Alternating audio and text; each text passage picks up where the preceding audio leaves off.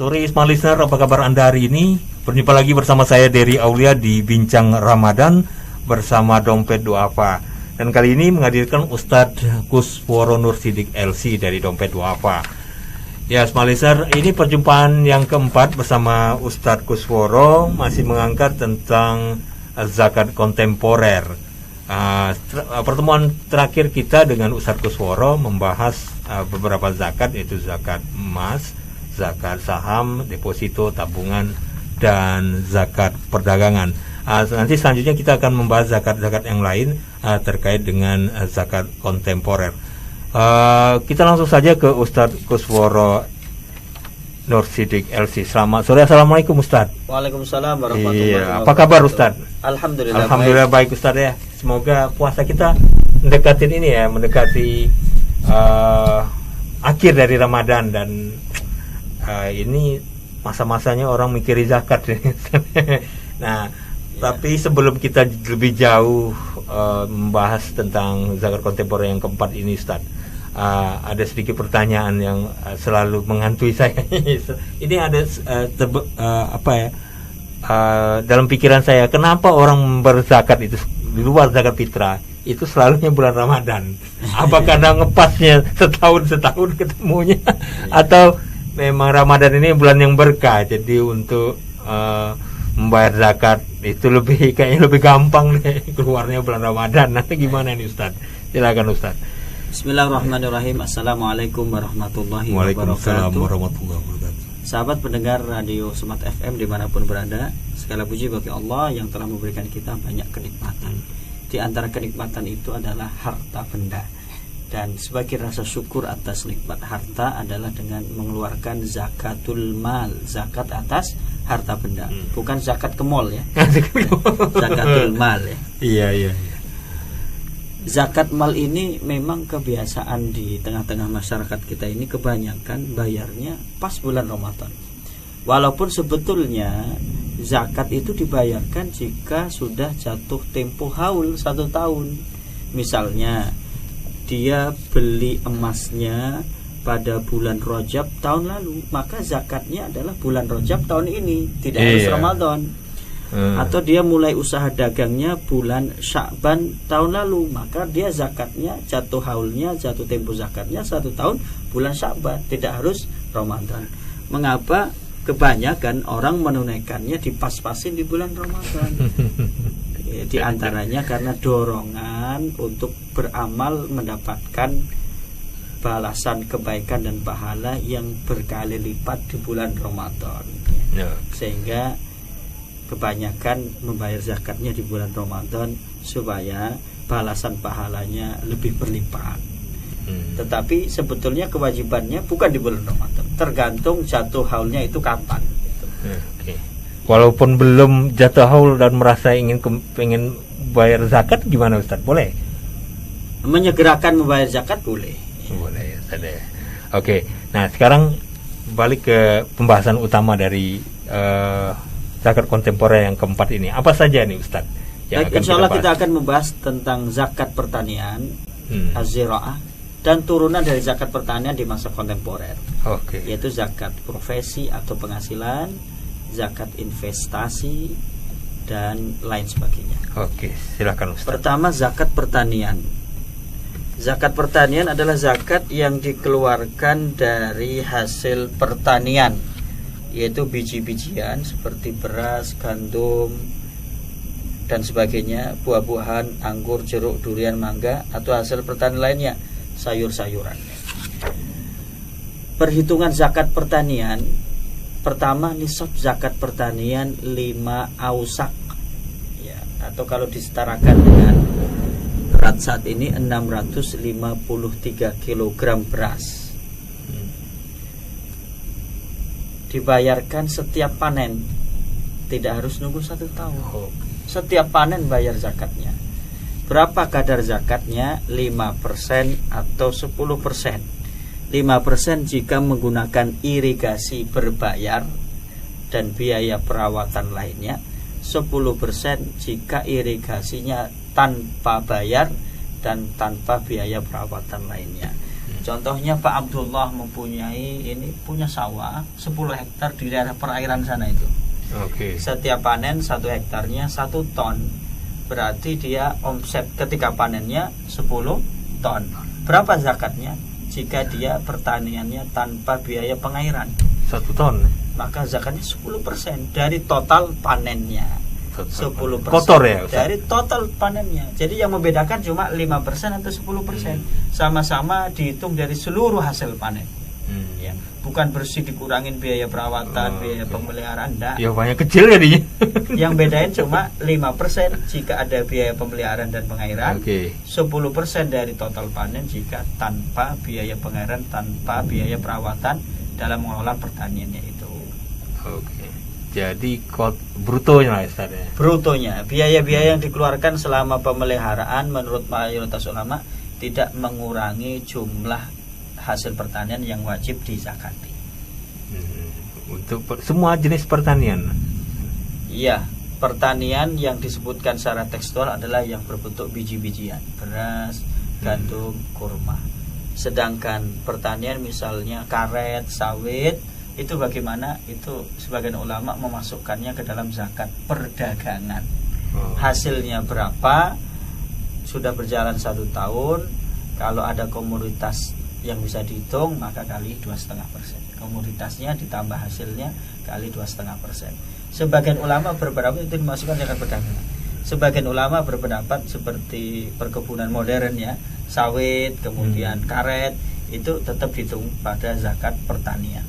Nah Ustaz, tadi tidak dihitung 1 tahun. Kenapa ini tidak dihitung 1 tahun untuk pertanian sendiri? Karena pertanian tidak tergantung dengan disimpan 1 tahun, tidak. Karena pertanian itu siklusnya kan setiap panen, mulai dari menanam, merawat, memelihara, panen, keluarkan zakatnya. Ya. Bukan harta simpanan gitu. Kalau emas tadi kan memang karena diendapkan, disimpan. Uang disimpan ya. Jadi setiap tahun jangka waktunya. Iya, panen bisa setahun bisa 3 kali ini. Iya, berarti zakatnya 3 kali. 3 kali. Iya. Oke, dan itu terkena yang berkaitan dengan biji-bijian tadi Ustaz ya, beras, kurma dan lain sebagainya. Nah Ustaz, ini tadi pengetahuan soal zakat ini sendiri pertanian. Nah ini mungkin ada beberapa orang mungkin tidak mengetahui terkait dengan zakat ini. Ada satu hal lagi Ustaz, orang yang pinjam lahan. Pinjam lahan ini apakah juga terkena zakat? Terkena zakat? Apakah hitungannya itu masuk 10 atau 5% tadi? Yang mana ini? Pinjam lahan kemudian dia menghasilkan panennya, maka dia mengeluarkan zakat dari hasil panen yang menjadi bagiannya dia. Kalau melewati nisab 653 kg maka wajib dia juga zakat. Oke, walaupun kondisinya dia pinjam dan membayar sewa. Yang penting hasil panennya itu melewati nisab. Hasilnya, ya. Tidak terkait dengan punya siapa lahannya seperti itu, Ustaz? Ya, tidak terkait. Yang punya lahan wajib zakat dari hasil panen yang menjadi bagiannya. Yang mengelola juga wajib zakat dari hasil panen yang menjadi bagiannya jika masing-masing sudah melewati nisab 5 wasak atau 653 kg. Oke. Beras. Nah, kalau mengalami kerugian Ustaz misalnya, kerugian ini misalnya harga gabah jatuh atau harga yang seperti kemarin isunya tidak bagus lagi impor, negara impor harganya jatuh. Jadi zakat pertanian itu pokoknya itu dibayarkan dengan hasil pertanian, bukan hasil duitnya. Boleh diuangkan tetapi dengan nilai ya barang itu gitu. Kalau dia 10 ton berarti zakatnya 1 ton dengan beras. Kalau mau dengan uang ya senilai dengan uang harga beras saat itu. 1 ton. Kalau lagi turun ya berarti nilai uangnya turun. Kalau lagi naik berarti nilai uangnya juga besar. Tidak melihat itu rugi apa enggak gitu Ustaz ya. Karena zakat itu ngitungnya bukan rugi atau tidak. Selama hasil pertaniannya itu di atas nisab wajib zakat. Iya. Nah, itu di pertanian Ustaz. Nah, pertanian ini kan cukup luas ya Ustaz ya. Baik itu tadi perkebunan sudah pasti berbeda lah dengan pertanian. Nah, pertanian ini bisa diselenggarakan oleh orang per orang dan juga perusahaan. Nah, apakah hitung-hitungannya untuk perusahaan itu sama juga seperti orang per orang atau dikenakan seperti zakat perusahaan atau gimana nih Ustaz? Karena tadi kita sebelumnya ini pernah membahas tentang seperti perusahaan. PTPN Iya, maksudnya. seperti itu. Gimana nih Ustaz? PTPN atau PT apa itu sawit mas gitu ya. Ya, seperti itulah Ustaz. Ini memang menjadi pembahasan di para ulama ya, apakah masuk ke dalam zakat perdagangan atau tetap zakat pertanian. Kalau dilihat dari jenis hasil hartanya itu berasal dari sumber pertanian, maka dihitung zakat pertanian. Tetapi karena dikelola berdasarkan prinsip-prinsip dagang atau korporat perusahaan, ada sebagian ulama menghitungnya ya dengan zakat perdagangan gitu. Ya silahkan mau diambil pendapat yang mana. Jadi semuanya dianggap benar lah seperti itu Pak. Iya, semua kan ini ijtihadi ya. Ya ijtihadi. Insyaallah benar semuanya. Ya, sahabat semuanya, turunan dari zakat pertanian yang merupakan pembahasan fikih zakat kontemporer seperti dalam kitab Fiqhuz Zakah ya, hasil karya Syekh Yusuf Al-Qardawi. Ada pembahasan tentang zakat penghasilan atau zakat profesi, yaitu zakat yang dikeluarkan dari harta yang dihasilkan dari pekerjaan atau profesi seseorang. Pekerjaan misalnya menjadi pegawai negeri sipil, aparat TNI Polri, karyawan BUMN, BUMD dan perusahaan swasta, atau profesi sebagai dokter, akuntan, pengacara, arsitek, kan mereka mendapatkan jasa dari profesinya. Apakah harta yang diperoleh dari pekerjaan seseorang atau harta yang diperoleh dari profesi seseorang menjadi objek zakat? Maka ini menjadi pembahasan di masa kontemporer. Kalau kita mencari jawabannya di kitab-kitab fikih klasik, pasti tidak akan ketemu, karena pembahasan ini zaman dahulu belum ada gitu ya. Yang menjadi dokter ada jasanya, profesinya. Yang menjadi arsitek ada jasanya. Kemudian juga yang menjadi pengacara, dulu ada pengacara enggak? Enggak ada. Kemudian menjadi pegawai Pertamina, pegawai BUMN, BUMD ada enggak dulu? Belum ada gitu. Sehingga ini persoalan kontemporer. Tetapi hukumnya itu digali dari dalil-dalil yang ada. Inilah yang disebut istimbat hukum, ya, menggali hukum dari dalil-dalil yang ada dan kesamaan-kesamaan dengan kaidah-kaidah yang ada, kemudian akan diambil kesimpulan hukumnya, yaitu istimbat hukumnya, sebagaimana yang dilakukan oleh Syekh Yusuf Al-Qardawi dalam kitabnya Fiqhuz Zakah, dan juga Syekh Wahba Az-Zuhaili dalam kitabnya Al-Fiqhu Al-Islami wa Adilatuhu. Dalil zakat produksi, zakat profesi adalah surat Al-Baqarah ayat 267. Ya ayyuhalladzina amanu min thayyibati ma kasabtum, wahai orang-orang yang beriman, keluarkanlah infak yang wajib itu zakat dari sebagian hasil usahamu yang baik. Hasil usaha yang baik contohnya gaji seseorang karena menjadi PNS. PNS usaha yang baik tidak? Karyawan BUMN, BUMD usaha yang baik atau tidak? Aparat TNI Polri termasuk usaha yang baik tidak? Masuk usaha yang baik, maka menjadi masuk dalam keumuman cakupan min thayyibati ma kasabtum, usaha yang baik dalam ayat ini. Begitu juga hadis Rasulullah sallallahu alaihi wasallam ketika Rasulullah sallallahu alaihi wasallam mengutus Muadz bin Jabal ke negeri Yaman untuk berdakwah. Pesan Rasulullah, akhbirhum anallaha qad farada alaihim sadaqah. Kabarkanlah kepada mereka, wahai Muadz, penduduk Yaman, bahwa Allah mewajibkan atas mereka sedekah. Sedekah yang wajib itu zakat, tu'khadhu min aghniyaihim, diambil dari orang-orang kaya di antara mereka, digarisbawahi orang kaya di antara mereka. Faturaddu ala fuqaraihim, dan dibagikan kepada orang-orang fakir di antara mereka. Maka penghasilan atau gaji dari pekerjaan atau jasa profesi seseorang yang masuk dalam kategori kaya dalam kurung mencapai nisab dan diperoleh dengan usaha yang baik masuk dalam keumuman cakupan makna dalam ayat 267 surat Al-Baqarah ini dan hadis ini. Di dalam kaidah fikih ada ada kaidah al-ibratu tu'khadhu min umumil lafzi. Pengambilan makna itu diambil dari keumuman makna lafal, bukan dari kekhususan sebab. Dan tidak ada dalil yang memalingkan keumuman makna hasil usaha yang baik, yaitu halal di dalam ayat 267 surat Al-Baqarah, dan makna kaya di dalam hadis tersebut.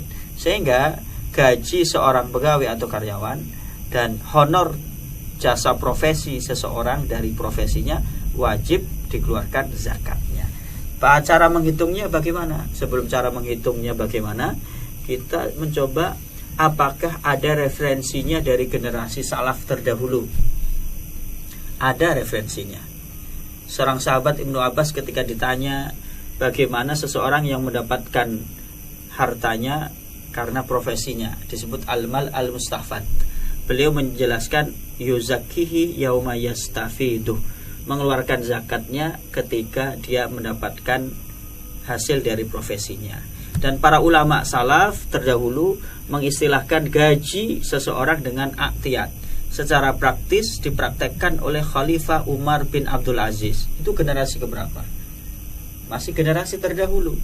Ketika beliau memberikan gaji kepada para pegawai kerajaan, beliau memotong sebagiannya untuk zakat, ditaruh di Baitul Mal. Ketika Khalifah Umar bin Abdul Aziz memberikan upah kepada para tenaga profesional di kerajaannya, beliau memotong sebagiannya untuk zakat dan ditaruh di Baitul Mal. Ini nanti sahabat-sahabat bisa menelusurinya di sebuah kitab judulnya Kitabul Amwal karya Abu Ubaid. Oke. Jadi secara referensi ada, secara praktis ada contoh. Zakat dari gaji seorang pegawai atau penghasilan seorang profesi, misalnya dokter, akuntan, pengacara. Cara menghitungnya yang pertama, nisab, batas minimal terkena kewajiban zakat. Itu dianalogikan dengan zakat pertanian. 5 wasak, 5 ausak, 653 kg beras. Nilai 653 kg beras. Berarti kalau asumsinya 1 kg 10.000, maka 6,5 juta. Seorang pegawai yang gaji bulanannya 6,5 juta ke atas, atau profesi tadi dokter, pengacara, akuntan yang jasa profesinya di atas 6,5 juta, wajib zakat. Kapan zakatnya? Ketika panen. Seorang pegawai ketika panen kapan? Ketika gajian tanggal 25 atau tanggal 1 setiap bulannya. Seorang profesional kapan? Ketika mendapatkan honor dari jasa profesinya. Berapa zakatnya? 2,5%-nya. Contohnya, Pak Ahmad seorang pegawai sebuah BUMN, gajinya per bulan 10 juta, maka dia wajib zakat karena sudah melewati nisab nilai 653 kg. Zakatnya berapa? 2,5% dari gaji bulanannya. 2,5% kali 10 juta, 250.000 rupiah. Ibu Rini misalnya, seorang dokter, setiap bulannya dia mendapatkan jasa dari profesi dokter, dia dokter piket ya di sebuah rumah sakit. Bahkan dia dokter spesialis bedah. Ini per bulan berapa penghasilannya? Wow. 300 juta, 200 juta. Berarti sudah melewati nisab. Padahal nisabnya cuma 653, 6,5 juta. Sudah melewati belum? Jauh melewati nisab. Maka wajib zakat. Berapa zakatnya? 2,5%-nya. Kalau dia diberikan jasanya oleh sebuah rumah sakit 300 juta, maka kalikan 2,5%-nya. Jadi berapa? 7,5 juta. Keluarkan zakatnya. Oke.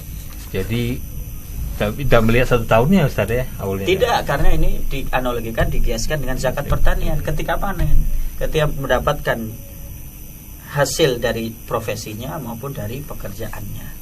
Oke, sudah jelas itu ya, dia 6 juta. 6 juta berapa Ustaz? 653 kg beras nilainya. Oh, 653 kg beras. Jadi kalau dianalogikan gaji kita 6 jutaan ya Ustaz ya. 6 jutaan nah, setengah. jadi di atas 6,5 juta wajib untuk dikeluarkan zakatnya. Nah, dalam pengeluaran zakat ini sendiri perhitungannya itu bisa diakumulasikan atau wajib dikeluarkan per bulannya atau gimana? Kalau mengikuti pendapat ini maka dikeluarkan setiap bulan. Ya, setiap bulan. Dan itu lebih terasa ringan. Iya. Kalau dikumpulkan 1 tahun nanti terasa berat. Betul Ustaz ya. Nah, jadi kita sebagai yang punya profesi apapun profesinya Ustaz ya. Nah, wajib asal halal. Ya. Ini juga menjadi catatan juga nih Ustaz. Halal atau samar-samar ini. Karena ada jadi profesi yang masih jelas kehalalannya. Nah, ada yang samar-samar ini nah Ustaz. Syubhat. Nah, ini gimana Ustaz? Misalnya tadi bekerja di tempat yang riba atau gimana? Ini gimana Ustaz? Ya, Allah itu thayyib, baik. Hanya menerima yang baik-baik saja. Ya. Jadi sahabat yang masih bekerja di tempat yang remang-remang, maka pertama kali cari pengganti pekerjaan yang lebih baik dan lebih berkah. Pembahasannya sudah berbeda lah ya. Tetapi ujung-ujungnya jangan sampai kita membayar zakat itu bukan jadi zakat jadinya. Jadi apa itu Ustaz? Ya kalau manfaatnya di dunia dirasakan oleh yang menerima, tetapi tidak menjadi ibadah jika zakatnya itu bersumberkan dari harta yang haram atau syubhat. Ya. Nah, satu lagi ini Ustaz, profesi sampingan. Nah, ada orang bekerja utamanya dia sebagai seorang dokter, tapi dia juga bisa bertindak sebagai seorang pengacara kedokteran misalnya, dan dia mendapatkan penghasilan. Ada ya, mungkin aja ada. Tapi banyak seperti itu. Penyiar ada yang jadi pengacara Ustaz. Dia penyiar tapi dia jadi pengacara. Nah, dia punya penghasilan utama ya sebagai penyiar, tapi dia punya sampingan sebagai pengacara, malah jadi pengacara lebih besar duitnya. Nah, ini gimana Ustaz? Itu masih satu jenis ya, zakat profesi penghasilan. Dihitung setiap bulannya berapa totalnya yang didapatkan kali 2,5% jika sudah melewati nisab. Kecuali kalau jenisnya beda. Dia seorang profesi misalnya penyiar, tapi juga seorang pedagang, maka ngitungnya terpisah-pisah. Kalau harta yang dari hasil perdagangan dihitung dengan ketentuan zakat perdagangan. Harta yang diperoleh dari pekerjaan atau profesi dihitung dengan ketentuan zakat profesi atau perdagangan. Iya, penyiar dan main saham ya. Itu berbeda ya Ustaz ya? Oh, berbeda tadi. Kalau saham itu masuk ketentuan zakat emas. Oke. Baru paham saya Ustaz.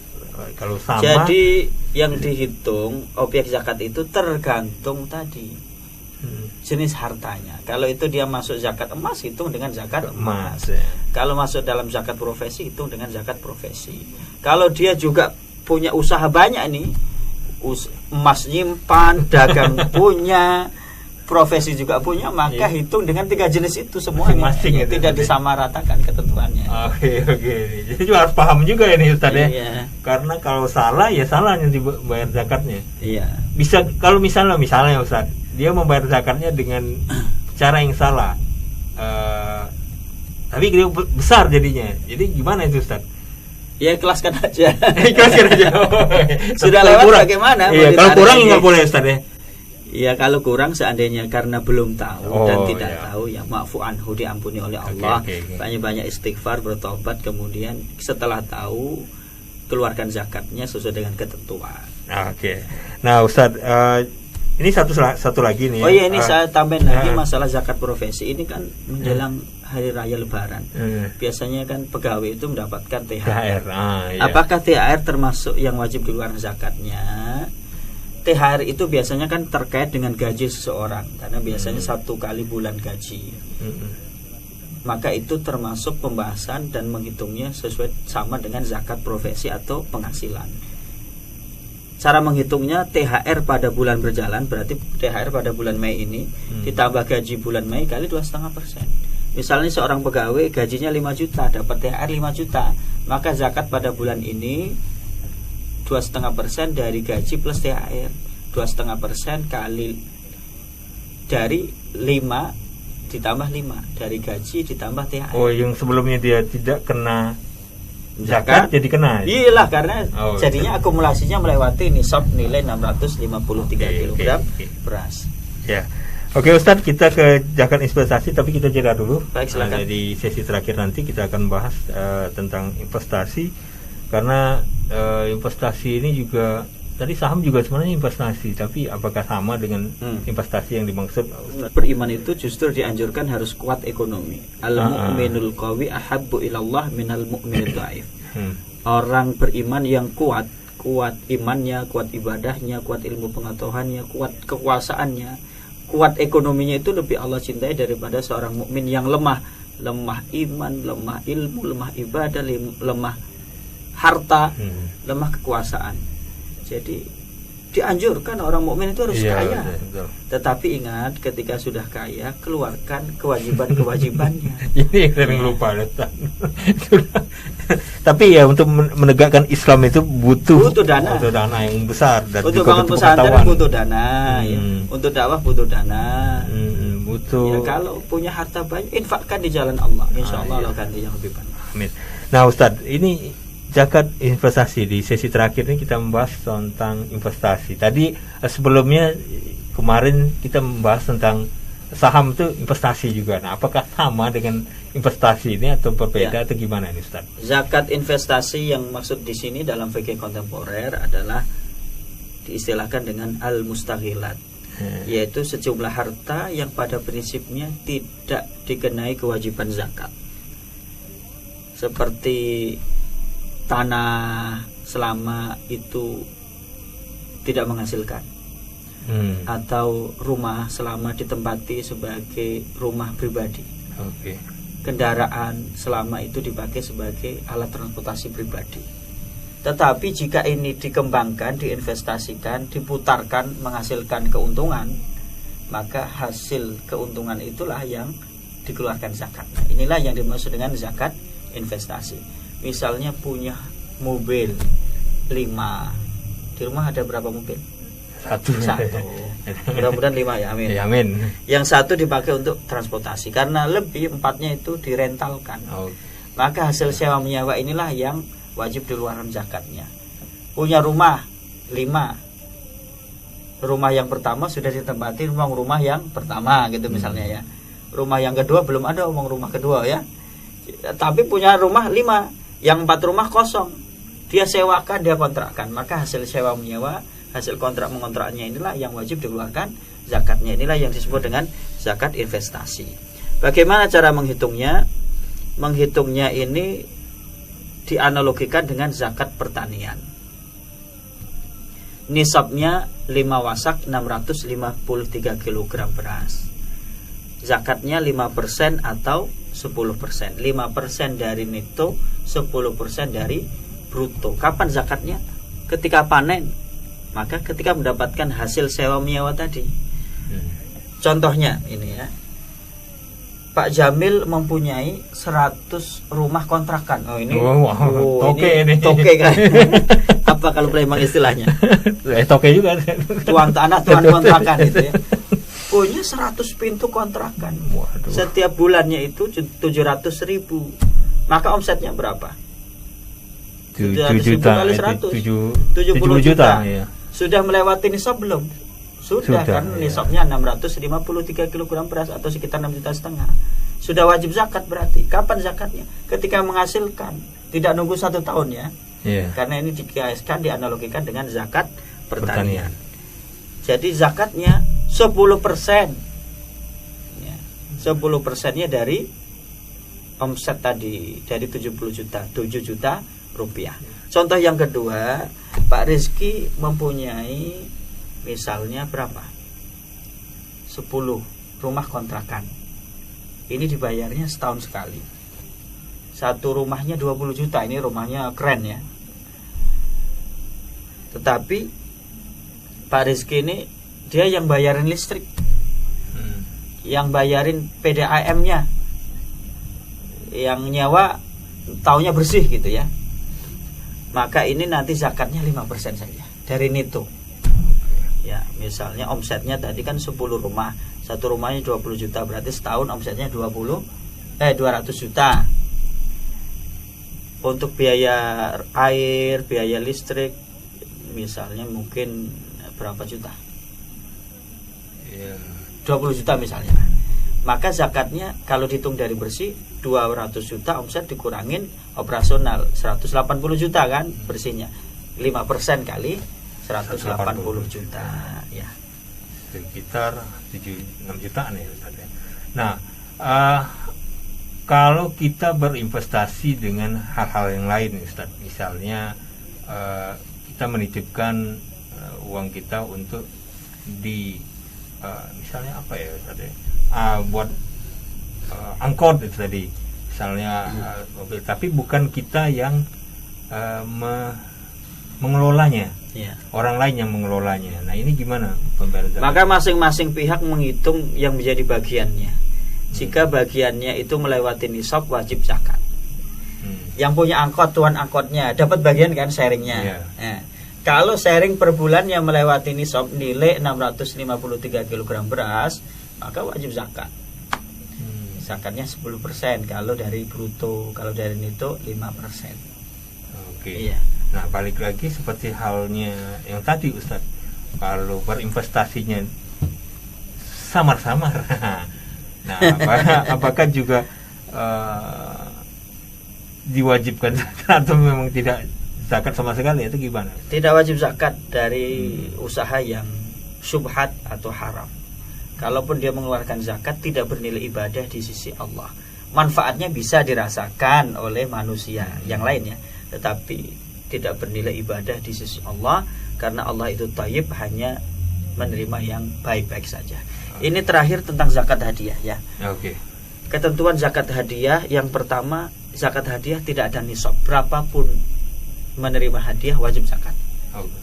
Yang kedua, jika hadiah itu terkait dengan gaji, maka ketentuannya sama dengan zakat profesi, yaitu 2,5% dari hadiah itu. Jika hadiah itu berbentuk komisi, nah, bukan komisi 1, komisi 2, komisi 3 ya. Ini komisi ya. Tapi biasanya yang duduk di komisi itu banyak komisi. Jika hadiah itu berbentuk komisi, lihat dulu karakter komisinya. Kalau komisinya itu berasal dari keuntungan perusahaan yang dibagikan ke karyawan, maka dianalogikan dengan zakat pertanian. Zakatnya 10%. Jika komisi itu dari hasil profesi, seperti broker tanah, profesi kan, dapat komisi, maka hasil zakatnya 2,5%. Yang ketiga, hadiah itu juga bisa berbentuk hibah. Nah, hibah ini dilihat apakah hibahnya, sumber hibahnya bisa diduga sebelumnya atau tidak bisa diduga. Kalau tidak diduga sumber hibahnya, maka ini dianalogikan, dikiaskan dengan zakat rikaz, yaitu zakat barang temuan harta karun. Zakatnya 20%. Jika sumber hibahnya sudah diduga sebelumnya, maka hibah itu digabungkan dengan zakat dengan harta yang dimiliki kali 2,5%. Ini alhamdulillah pembahasan zakat kita dari ketentuan-ketentuan pokoknya sampai zakat turunannya ya, di masa kontemporer sudah kita bahas dari awal sampai akhir. Mudah-mudahan ini bermanfaat bagi sahabat-sahabat semuanya. Jangan lupa like and share ya, agar kemanfaatan ilmu ini bisa semakin luas. Ada benarnya datang dari Allah dan Rasulnya, ada salahnya datang dari diri kami pribadi dan syaitan mungkin. Mohon maaf segala kekurangan. Bagi yang ingin lebih lanjut konsultasi tentang zakat ya, bisa dengan kami menghubungi Dompet Wafa Sumatera Selatan ya. Nanti bisa di searching situsnya, nanti di sana ada nomor kontaknya. Atau kalau mau mencatat nomor kontak saya, WA 0821 7609 7976. WA 0821 7609 7976. Setelah dapat ilmunya, silahkan masing-masing menghitung zakatnya. Jika sudah wajib zakat, jangan lupa bayar zakatnya ke Dompet Wafa Sumatera Selatan. 2,5%, 5%, 10%, 20% zakat yang dikeluarkan, sisanya semuanya bernilai keberkahan. Oke, Ustaz. Jadi sudah ditutup sama Ustaz. Tadi terima kasih Ustaz sudah hadir di studio Smart FM. Kami mengucapkan selamat Raya Idul Fitri dari jajaran manajemen Smart FM. Ada pantun ini saya ini. Ya, silakan Ustaz. Buah duku, buah kedondong, sekian dulu dong. Burung irian, burung cendrawasih, cukup sekian dan terima kasih. Kue putu, kue loyang, kue 8 jam, kue lemper, kue maksubah. itulah kue-kue hari raya. Ustadz ini sudah jadi orang Assalamualaikum Sumatera. warahmatullahi wabarakatuh. Tapi walaupun orang Jawa sudah jadi orang Sumatera, karena orang Sumatera ini hobinya berpantun. Kok saya tidak bisa berpantun, nanti tidak bagus jadinya. Ya, selanjutnya demikian perbincangan kami bersama Ustadz Kusworo Sidik dalam Bincang Ramadan bersama Dompet Duafa. Dari perbincangan Bincang Ramadan, saya dari Aulia undur diri. Assalamualaikum warahmatullahi wabarakatuh. Waalaikumsalam warahmatullahi wabarakatuh.